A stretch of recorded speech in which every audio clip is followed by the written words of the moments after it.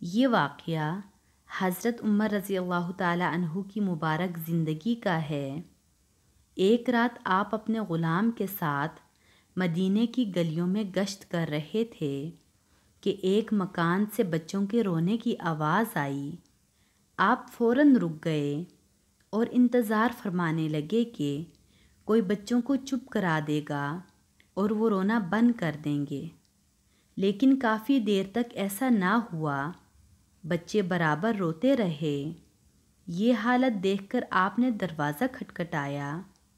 ایک عورت نے دروازہ کھولا تو آپ نے اس سے فرمایا، تیرے بچے اتنی دیر سے رو رہے ہیں، تو انہیں چپ کیوں نہیں کرواتی؟ عورت بولی، چپ کس طرح کرواؤں؟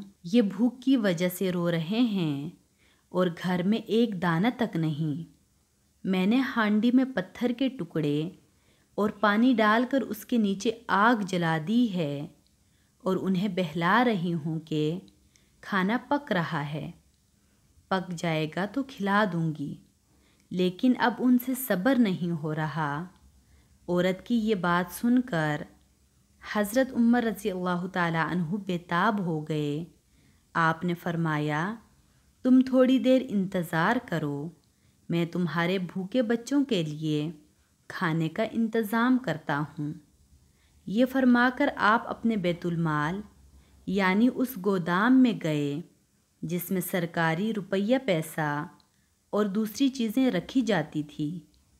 آپ نے اپنے غلام سے فرمایا کہ آٹے کی بوری میرے کندھے پر رکھ دو، اور اس نے ادب سے کہا، حضرت یہ میں اٹھا کر لے چلتا ہوں۔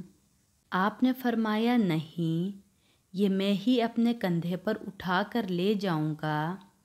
اس غریب عورت اور اس کے بچوں کو میری بے خبری کی وجہ سے تکلیف پہنچی ہے۔ میرا فرض تھا کہ اس کی ضرورت کا خیال رکھتا۔ یہ فرما کر آپ نے آٹا، گھی اور دوسری چیزیں اپنے کندھے پر اٹھائیں اور اس غریب عورت کے گھر تشریف لے گئے، اور آپ نے اپنے ہاتھ سے کھانا پکا کر بھوکے بچوں اور عورت کو کھلایا۔ وہ عورت دعائیں دینے لگی اور کہنے لگی کہ عمر رضی اللہ تعالی عنہ اس قابل ہرگز نہیں ہیں کہ اسے مسلمانوں کا حاکم بنایا جائے۔ میں تو یہ کہتی ہوں کہ عمر رضی اللہ تعالی عنہ کی جگہ تجھے خلیفہ بنانا چاہیے تھا۔ حضرت عمر رضی اللہ تعالی عنہ نے فرمایا، بی بی، میرا نام ہی عمر ہے، مجھے اس بھول پر بہت افسوس ہے کہ تیری خبر گیری نہ کی جا سکی، لیکن اب تیرا اور تیرے بچوں کا وظیفہ مقرر کر دیا جائے گا۔ انشاءاللہ آئندہ تم لوگوں کو ذرا بھی تکلیف نہیں اٹھانی پڑے گی۔ آپ نے ایسا ہی کیا اور دوسرے دن ہی عورت اور بچوں کا وظیفہ مقرر کر دیا۔